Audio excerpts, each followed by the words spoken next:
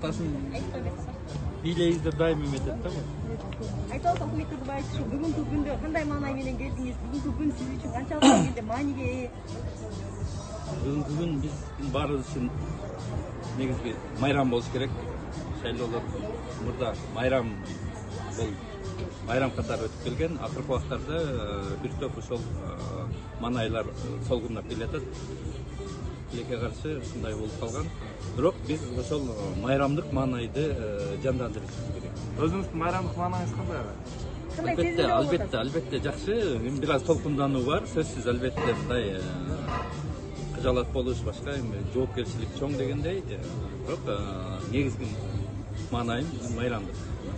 Шайлоо ачык өтөт деген ойдосузбу? Канчалык ачык өтөт деп ойлойсуз? Шайлоонун таза өтүшүнө форма 2 деген эле башынан башталганда бул шайлоого шек жаратты. 500 миңге жакын шайлоочу форма 2 менен көчкөнү бул айгинелеп турат шайлоонун таза өтүшүнө күмөндүү. Бирок ошого карабастан эми баарыбыз аракет кылып атабыз. Таза шайлоо өткөзгөнгө баары эми бул форма 2 ушундай болуп калды дегенден алыс болуп аракет кылышыбыз керек таза шайлоо. Коомдук жарандар, журналисттер, башка байкоочулар, эл аралык байкоочулар баары карап турушат. Бул шайлоону таза өткөзгөнгө аракет кылганыбыз бул туура болот. Укмай агай, ушул шайлоо мурунку шайлоолордон эмнеси менен айырмаланып турат? Бул шайлоо мурдагылардан айырмаланганы мурда кандай десек избирательный комиссиянын шайлоо комиссиянын ичинде мурда мындай пачкалап урнага салуу же болбосо протоколго мынча өттү шайланды деген бүгүнкү күндө тилекке каршы жакшы бул жагы жок. Бир адам бир добуш, 2 жолу эч ким добуш бере албайт. Бул жагы дагы жакшы жагын айтсак болот. Шайлоо өтүп 10 жылдан мурдагы алдыга жылды десек туура болот. Ал эми мына сырттагы болуп аткан иштер дагы биз эле токтой элек. Подкуп же башка подвоз же жанагы форма 2 иши кошкон шайлоо мыйзам бузуулар бүгүн кездешип атат. Буну да бара оңдошубуз керек. Ошол Өтпөй калгандай кандай кадамдар алсаңыз өтпөй калсаңыздар? Кандай?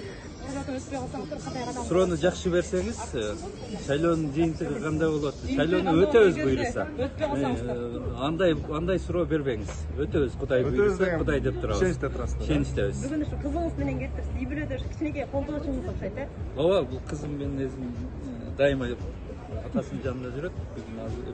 Бүгүн кызым экөөбүзгө чоң майрам. Колдошум. Сиз кайсы партиялар өтөт деп үмүт кылып атасыз мындай? Сиздин оюңузча кайсы партиялар өтө алат? Эми алдын ала айтыш кыйын. Бул элдин колунда. Ал эми жараткандын колунда. Бирок прогноз серепчилер жабышка болгондо бийликчил партиялар өтөт деген көбүрөөк сөз болуп атат. Себеп дегенде жана форма 2 деген бул 500 миң шайлоочу. Бул уже 3 партиянын көпчүлүгү чөнтөгүндө десе туура болот. Анда эми экинчиси адим ресурс. Бул дайыма бийликчил партиялар эсептелет. Ушулардын шансы көбүрөөк. Дайым ушул менен аксап келебиз. Мен кызыңызга дагы суроо бергим келет. Ушул атаң бүгүн жаштын тилейин берет дейт го, сен эмне деп тиленип атасың бүгүнкү шайлоодо? Ушул атаңды колдоп келди. Тилейсиңби? Тилейбер айтып. Рахмат. Ийгилик силерге.